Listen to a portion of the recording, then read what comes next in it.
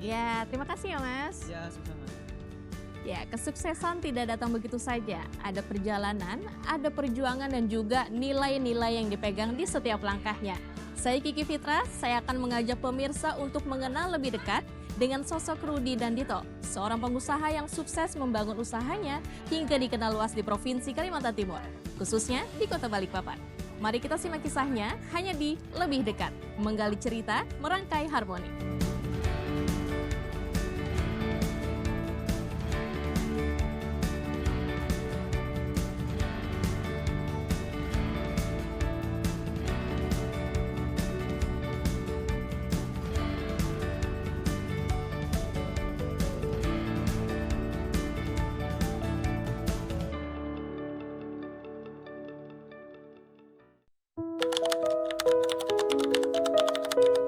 Oke, saya lahir itu di Jawa Timur, tepatnya di Kota Jember. Dan saya dari keluarga besar juga, saya 7 bersaudara. Dan saya anak nomor 2. Nah, dalam perjalanan hidup, cuma saya yang merantau. Yang lain tidak ada yang merantau. Setelah lulus SMA, saya tinggalkan Kota Jember menuju Kalimantan. Dan sampai sekarang. Nah, dalam perjalanannya ya banyaklah suka duka itu. Sebenarnya tekanan ekonomi lah yang membuat saya untuk pergi merantau itu untuk mencari kehidupan yang lebih baik. Alhamdulillah mimpi saya itu banyak yang terwujud setelah saya merantau di sini di Kalimantan, terutama di Kota Balikpapan.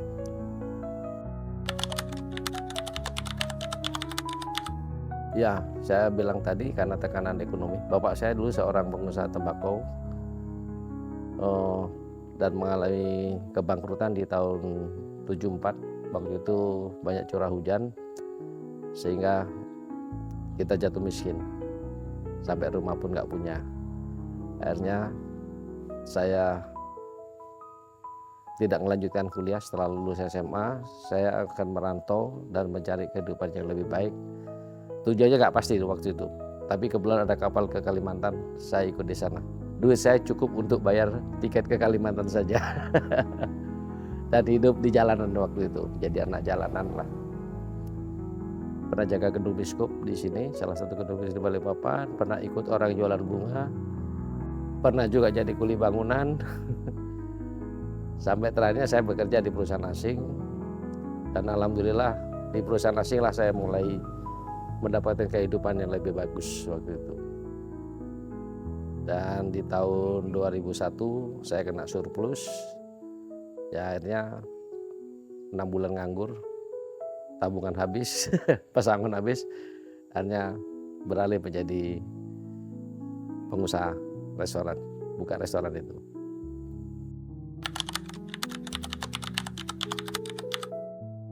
Yang pertama kita itu Bapak saya bilang ini ada mata uang yang kamu bisa pakai di mana-mana dan tidak bakalan habis. Itu mata uangnya bukan rupiah, kejujuran aja. Kita harus jujur, kemudian kita tidak melanggar hukum, terus hormat sama orang lain, pandai bergaul lah gitu. Nah, dengan bergaul kita berbaik hati sama orang itu dapatlah ilmu biasanya itu. Dari pergaulan aja ilmu kita dapat. Itu ilmu yang tidak dari sekolah, ilmu masyarakat itu. Bagaimana kita bisa bergaul, diterima di satu tempat sebagai perantau itu sudah luar biasa bagi saya. Jadi nilai kebiasaan di rumah itu yang membentuk Bapak? Ya pertama ya harus kita jujur, terus disiplin. Kemudian ya yang lain-lain tuh kayak ada kemauan, pengen ini, pengen itu, bagaimana kita menggapainya kan itu ada proses yang harus kita lewati itu biasanya. Begitu kalau menurut saya. Iya. Tapi kalau boleh tahu, Bapak dulu kecil cita-citanya mau jadi apa sih, Pak? Nggak ada cita-cita. Kita itu cuman sudah bergelut di ekonomi itu, sekolah pun boleh katakan sekedar sekolah aja. Yang penting lulus itu aja. Tidak ada target waktu itu karena keadaan ekonomi tidak mungkinlah kita pengen jadi dokter mau jadi itu nggak ada. Kita paling pulang sekolah bagaimana mencari nafkah untuk kebutuhan sehari-hari itu aja paling, nggak terlalu tinggi.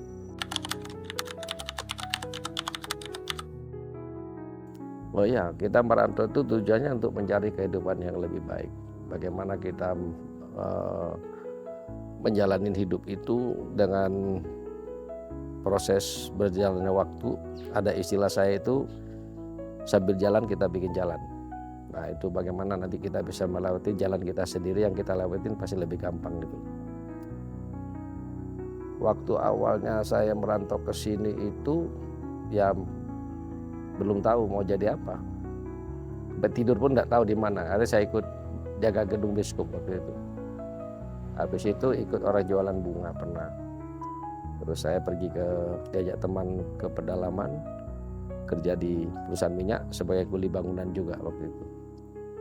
Dari kuli bangunan pingin berubah jadi supir, saya harus nabung, beli SIM. SIM sudah terbeli, saya jadi supir.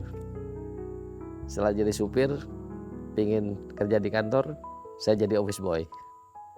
Dari office boy itu saya dapat lompatan yang luar biasa, jadi sekretaris manajer, orang nomor 1 di perusahaan itu, Kalimantan Timur. Alhamdulillah kehidupan sudah mulai baik, tertata di situ.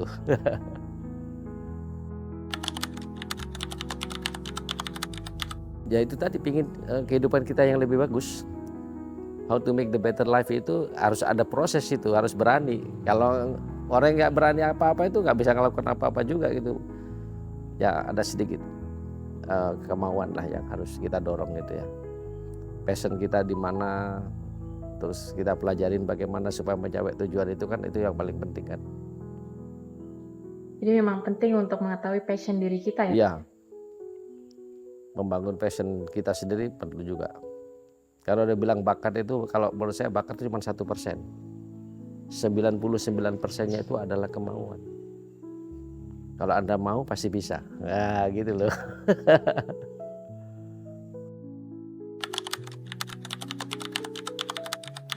Kayaknya berubah-berubah saya passionnya waktu itu. Dulu waktu jadi pekerja, kita mau jadi pekerja profesional kan.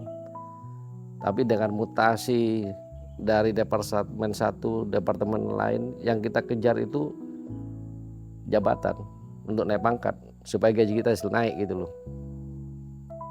Karena kalau jadi pegawai itu yang dikejar itu adalah prestasi. Tapi setelah punya restoran terbalik. Bukan prestasi yang dicari itu. Apa Pak? Ya omset lah. Bagaimana how earn the money itu, bagaimana dengan mencapai target yang harus kita inginkan itu.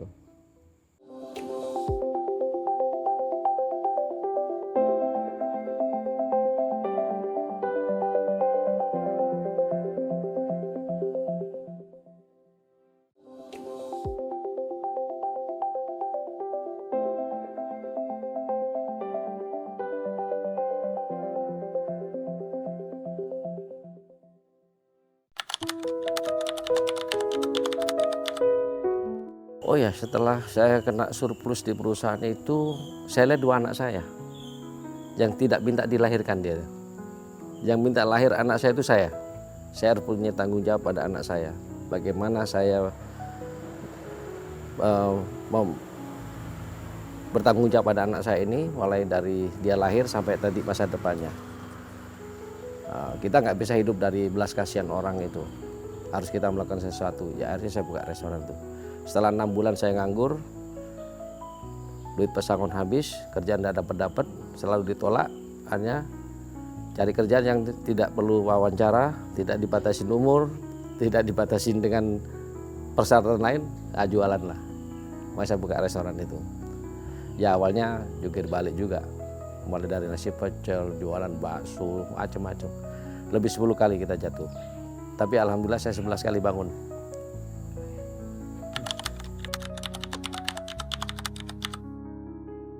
Dibangunnya itu tahun 2001, saya buka pertama itu tanggal 9 Juli, pas ulang tahun anak saya yang laki itu.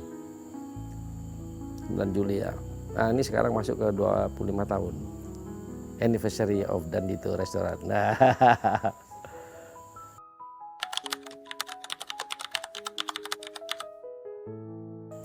Anak saya itu saya kasih nama setelah nonton film Krokodil Dundee, istri saya melahirkan.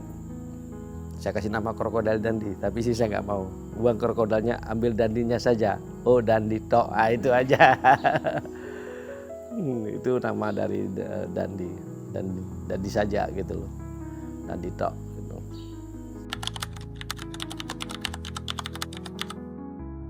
Anak-anak masih di bawah umur saya bikin restoran tuh, masih SD semua. Ya, jadi boleh katakan saya kerja sama yang bantu saya dulu anak tukang cuci mobil di Stal Kuda, itu nggak jauh dari tempat saya. Bantuin kerja situ. Tapi sekarang dia udah jadi koki beneran di perusahaan besar. Jadi koki saya belikan baju koki, suruh masak. Saya di belakangnya. Nanti kalau ditanya kamu dari hotel terkenal ini ya, bilang gitu. Jadi koki beneran dia. Bapak jadi juga apa ya, memberikan kesempatan orang-orang untuk Ya, boleh katakan di restoran saya belum ada koki sampai sekarang. Kalau ada pun koki itu koki jadi-jadian semua itu. Bahkan dari asalnya dari yang jualan ikan di pasar, ada marbot, ada pemulung, tapi dia sudah boleh katakan bangga dengan apa yang dapat sekarang. Karena sekarang dia selain dapat sertifikat ada pangkatnya. Yang dulu nggak punya pangkat sekarang saya kasih pangkat dia. Ada chef, ada cook, ada helper ya kan, ada captain. Dia senang sekali. Dan kebetulan di restoran saya sudah saya cover dengan ISO 22000. Nah, mereka dapat sertifikat dari situ.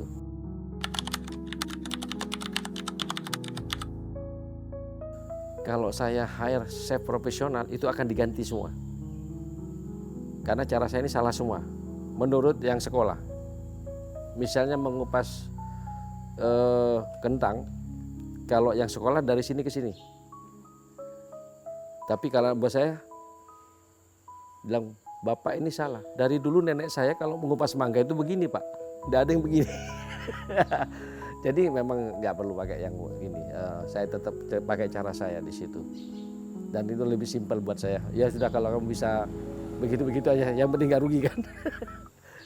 Kan cuma beda begini sama. Kalau begini habis itu mangga itu. Bukan kuis, ada daging kena semua. Nanti kalau sana boleh tanya sama karyawan saya langsung sana. tapi apa memang apa ya, maksudnya kayak Bapak ada niatan buat mungkin bantu orang-orang atau seperti apa? Kalau bantu orang itu amal jariah kita lah. Bagaimana kita bisa bermanfaat untuk orang lain itu sudah bangga saya. Senyum aja sudah membuat jadi sedekah kan. Tapi bagaimana kita mengelola sampah masyarakat ini, kita berorientasi menjadi orang yang berguna. Sama seperti sampah di rumah tangga. Nah, rumah tangga itu sampah kalau diolah yang bagus jadi pupuk. Begitu menurut saya. Jadi kita fermentasi dulu tuh sampah masyarakat supaya jadi orang baik dan berguna.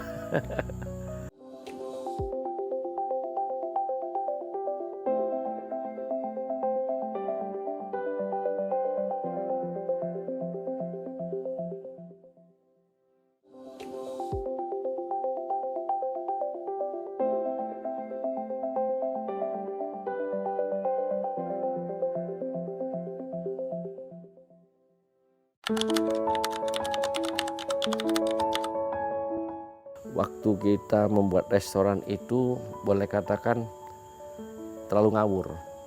Jadi kita tidak punya target, tidak tahu siapa yang mau beli, mau jualan apa, semuanya nggak ada. Tapi berjalan waktu mulai saya pikirkan itu bahwa kita ini kalau membangun sesuatu, namanya bangunan itu yang paling kuat itu harus pondasinya. Pondasi itu bagi saya adalah data. Data untuk membuat bisnis itu paling penting. Kemudian apalagi? Target. Siapa yang ditarget? Nah, berjalannya waktu kita sudah mulai belajar di situ bagaimana kita membuat restoran. Setelah dapat semua tertata bagus, alhamdulillah itu baru dapat. Jadi kalau mau bikin usaha paling pertama ya harus punya data itu. Usaha apapun itu data. Yang kedua targetnya siapa? Baru siapa yang mau beli dan segala macam.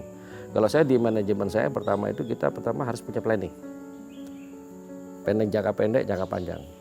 Yang kedua kita punya organizing, mengelola bisnis kita itu. Yang ketiga saya harus mempunyai namanya standarisasi. Yang keempat ini kita membuat alat kontrol. Kalau 4 ini ada, lebih gampang untuk mewujudkan suatu impian. Untuk marketingnya sampai rumus AIDA. AIDA itu A-nya itu advertising. Kita harus dikenalkan dulu supaya apa? Supaya orang menjadi D itu apa? I interesting. AIDA. Jadi advertising, interesting, D-nya itu desire, muncul nafsu, keinginan. Yang terakhir action. Jadi A-nya itu advertising, I-nya interesting, D-nya desire, A-nya terakhir itu action. Itu rumus saya, yang simple ya, karena gak sekolah gitu.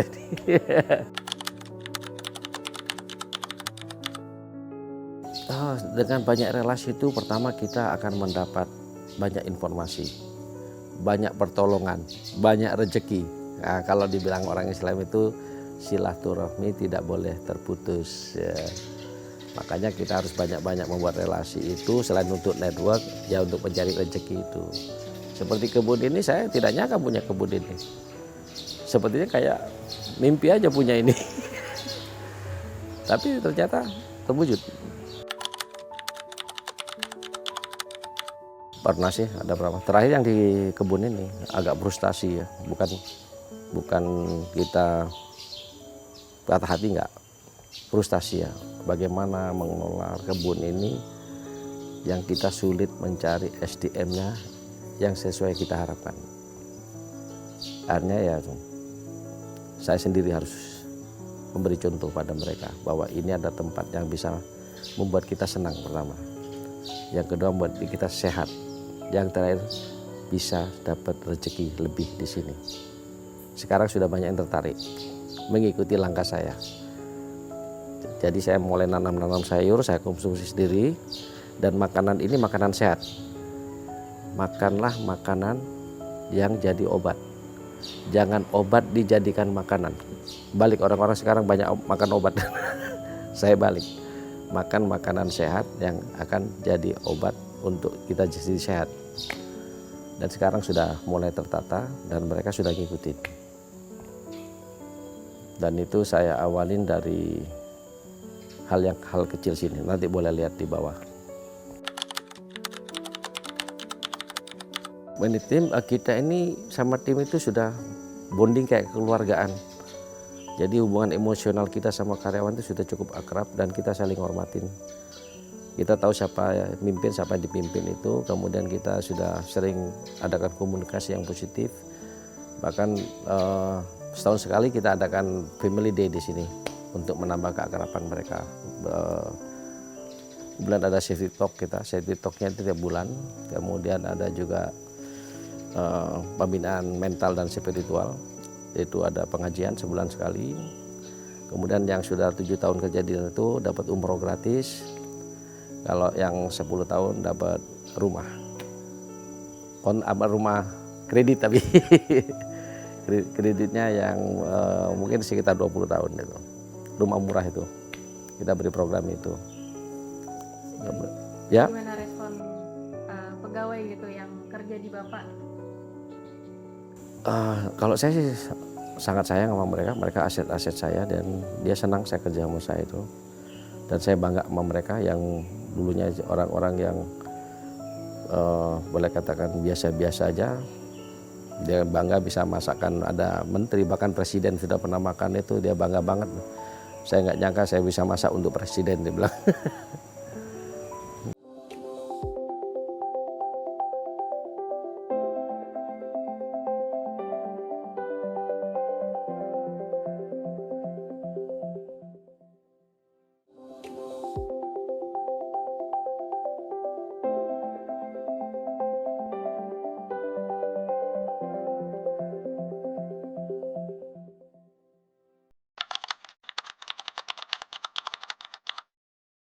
Sebelum kita membedakan antara pelanggan satu sama lain. Kita punya standar operasional untuk itu semuanya. Tapi salah satu kebanggaan ini kan ada yang bilangnya VVIP itu makan di situ. Sebelumnya waktu mau masak di situ itu mau datang stres semua karyawan saya itu. Karena yang ngawasin ini bukan biasa. Staf presiden langsung dijagain. Malah saya bilang kalau ini sampai salah kamu masak urusannya kamu di pengadilan nanti, gue bilang. Gemeteran semua itu. Wah, gua nggak mau masak kalau gini, dibilang itu. Saya bilang harus masak. Hanya nanti masak. Setelah masak makan dada sama lah, mereka pulang. Jauh. Gua bangga nih masakin presiden gitu kan. Ya alhamdulillah itu yang kita nggak sangka-sangka seperti itu gitu. Salah satu pengalaman yang paling menarik dan berharga mungkin ya. Iya, tidak gampang kan ada didatangin presiden itu dan tidak pernah booking. Langsung datang Jokowi itu. Karena waktu tanggal 17 saya ikut upacara di KN. Nah, berikutnya saya tahu Pak Jokowi itu akan pulang jam 11 siang. Tidak mungkin mampir tempat saya. Impossible saya bilang. Tapi setelah saya konfirmasi sama dan Lanut di Balikpapan dan juga Kodam, oh ya betul Pak Jokowi mau makan situ. Baru saya percaya. Saya masih ngantuk-ngantuk itu. Betul Pak Jokowi datang kan. Ya alhamdulillah lah kita bisa melayani presiden dengan baik dan dia senang. Bahkan kita dikasih kesempatan untuk berfoto bersama presiden gitu.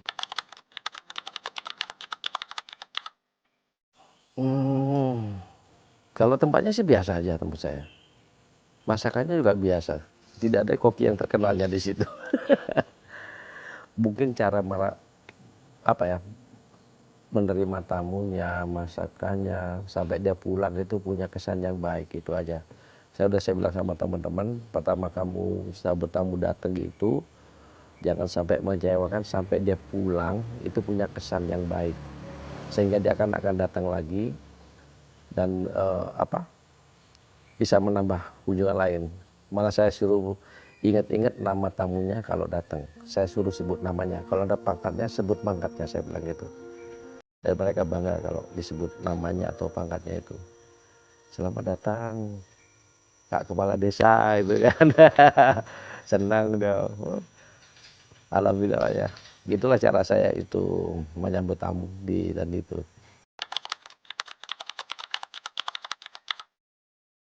Oh ya, kita harus sering komunikasi dengan baik, bahkan sering adakan kayak diskusi, meeting, ada waktu itu. Dan kita bicara di operasional. Tapi kalau personal kita nggak bicara di ruang itu. Bisa ada masalah yang di lain lah. Kadang-kadang kan ada sesuatu yang sangat sensitif sekali pribadi itu kita selesaikan tersendiri. Tapi di forum kita meeting bersama itu bahasa ya di operasional itu aja. Dan itu ngomongnya fair-fair aja. Wah, komplain tamu tuh paling banyak dulu. Awal-awalnya komplain itu. Tapi saya catat semua komplain. Bagaimana kita mengatasi komplain ini dibalik menjadi memuji. Nah, itu perlu. Mulai dari kecepatan, rasa, sampai purna jual pun harus kita pikirkan. Alhamdulillah pernah juga saya ditelepon, kepitingnya salah order. Dia pesen kepiting betina yang bertelur, sampai di Jakarta tidak ada telurnya katanya. Jadi nggak serada banget. Akhirnya kita kirim kembali. Besok Pak, jam 5 sore saya kirim ke rumah Bapak kepiting sesuai permintaan Bapak. Nyampe. Alhamdulillah. Komplit lagi di luar kota dari Bali nih. Ini gara-gara makan kepiting dan itu satu keluarga nih alergi semua katanya. Baik Pak kalau itu, bawa ke rumah sakit terbaik. 100% saya bayar. Maksudnya di Siloam. Saya bayar. Dan memang alergi katanya. Nah kita kan nggak tahu kapan belinya dia. Kapan belinya, berapa lama baru dikonsumsi, saya nggak tahu.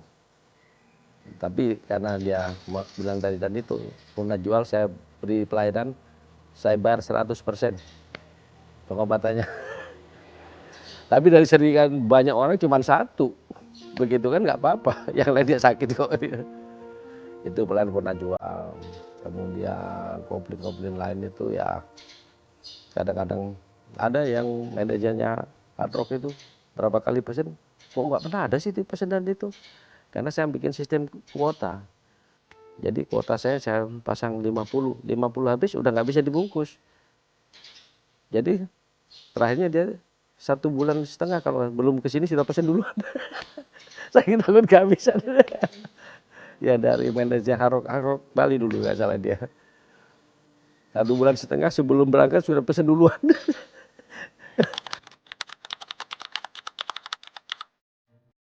Ah, hidup ini memang harus diperjuangkan.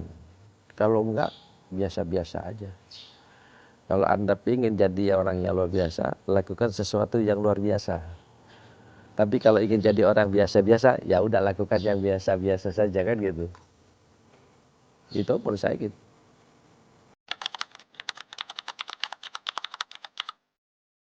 Ke depan ya pertama mudah-mudahan restoran dan itu ini tetap eksis lah paling nggak ya. Sudah waktunya regenerasi, terus pengembangan berikutnya saya membuat satu tempat wisata edukasi di mana kita ini bisa membangun ketahanan pangan bukan Indonesia, tapi dari kita di masing-masing rumah tangga kita masing-masing dengan skala yang kecil, dengan cara memanfaatkan apa yang ada.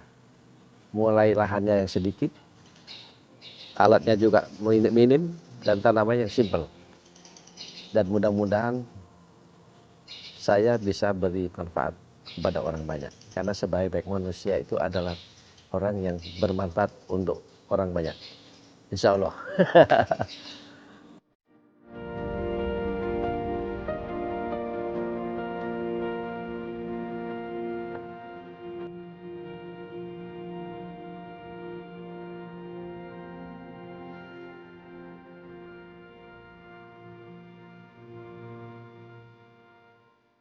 Setiap perjalanan punya cerita dan setiap cerita memberi makna. Itulah kisah perjalanan dan perjuangan yang dilalui oleh Rudi dan Dito dalam membangun bisnis usahanya.